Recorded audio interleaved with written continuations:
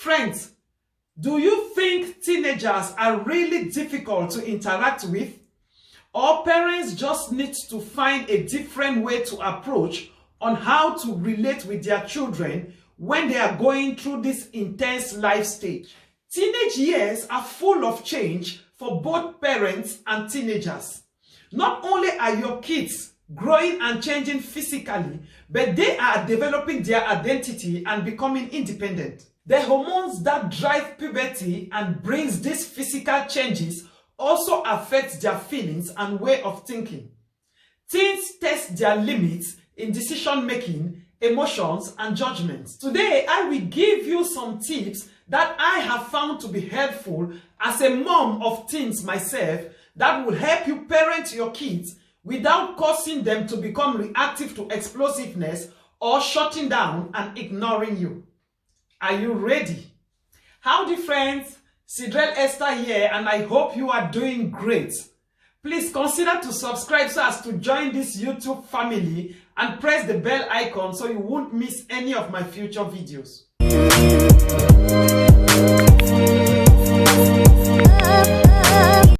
Number 1, listen more, talk less. One thing most teenagers complain about is that their parents don't just listen. And if you're a parent of teens, you must have heard this once or twice. They feel like they are receiving lectures, they are being yelled at, talked at, more than they are being listened to. Communication needs to be a two-way street. If you want your teens to talk to you, then you must be prepared to listen. Give them time to talk. Ask questions about their interests, sports, hobbies, games, their friends. If your teen wants to talk, create time to listen. Please, don't tell them it is not the right time. You will only cause them to close up and they will not want to share things with you again. And they will still come back to the same saying, parents don't listen. Also pay attention to their body language when in communication with them. Teens want their parents to listen to their concerns, feelings, and stories with patience, understanding, and acceptance. Number 2, don't be a dictator. You still get to set the rules, but be ready to explain why. While pushing the boundaries seem natural to teenagers, hearing your thoughtful explanation about a point will make the rule seem more reasonable. Thirdly, be patient. If you have a teenager, you need to know that these years are long and short. Long because teenage years last for 7 years, and short because time flies so fast that they will fast be gone before you realize it. You need to be patient while you mentor and guide your teens. Don't give up. If communication seems difficult, try again later. You have to remember that communicating with teenagers is the key to your relationship. Teens need their privacy, and you have to respect that. But don't let them shut you out indefinitely and prevent your relationship from thriving. Your teens need you now more than ever. Fourthly, learn to give praise.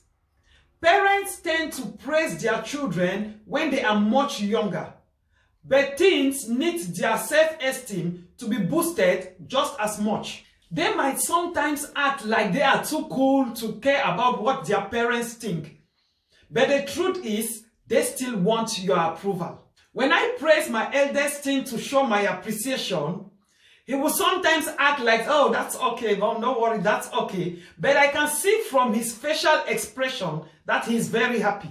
Try to look for opportunities to be positive and encouraging, especially when you feel like the relationship is strenuous. Number 5, schedule family time. Teenagers need to feel that they are valued members of the family. Set aside family time to do regular activities together. Talking isn't the only way to communicate. It will be great during these years if you can spend time together, go to movies, play games, do things together. Family meals are an excellent way to connect with each other. Spending time with your teens will help you know them more as they grow up. Number 6, treat your teens with respect. Please don't dismiss their feelings or opinions. Find ways to discuss and acknowledge your differences without judging. Listen to your teens' point of view with an open mind and don't hesitate to apologize if you are wrong.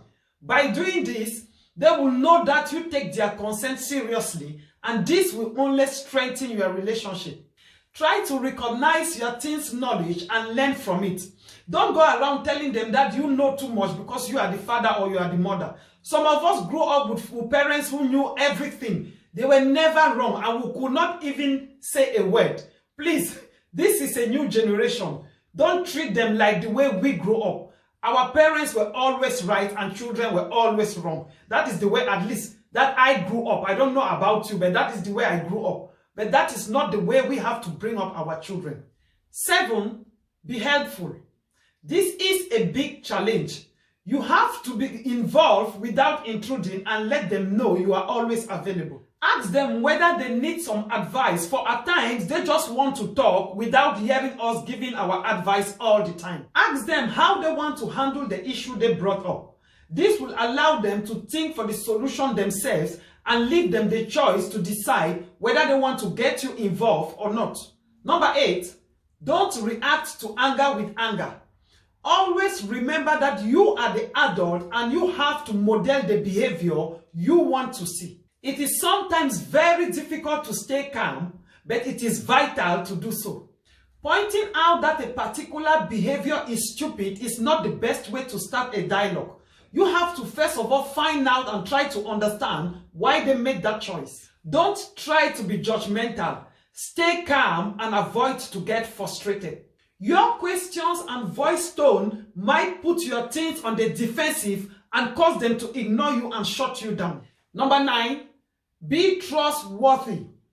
Avoid sharing your teens' personal secrets with others or making fun or criticizing them in front of others. Even if you have other children, when he or she tells you something and finds out that the younger one or the elder one has found out, you are pushing them away and causing them to close up. Respecting your teens' desire for privacy is very important.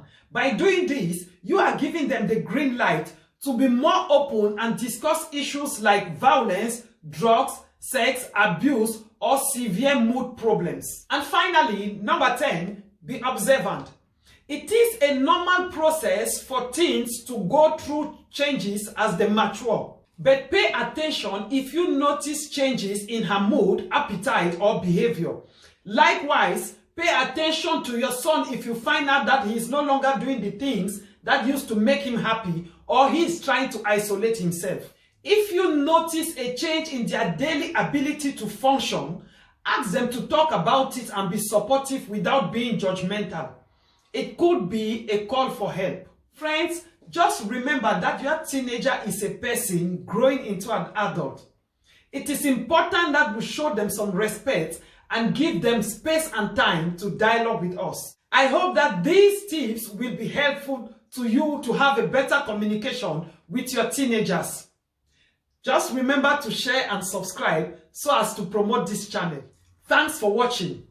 Remember to be the real you in front of your teenagers because you are their role model, and let your image do the talking.